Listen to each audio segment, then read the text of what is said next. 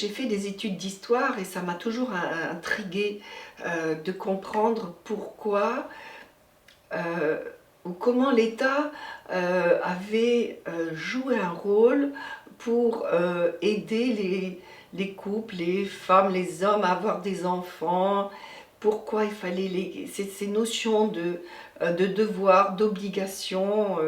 J'ai trouvé toujours intéressant parce que c'était un peu au carrefour d'interrogations multiples qui concernaient d'une part le rôle des mouvements sociaux, le rôle des très important, comme j'ai toujours été féministe.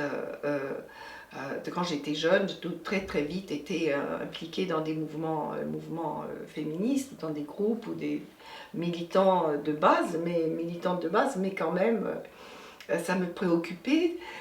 Ensuite, j'ai travaillé sur les politiques urbaines et sur les politiques du logement, et donc ça aussi, ça m'a aidé à m'interroger sur comment on en arrive dans une société à créer des droits et des obligations aux gens suivant qu'ils ont des enfants, pas d'enfants, etc.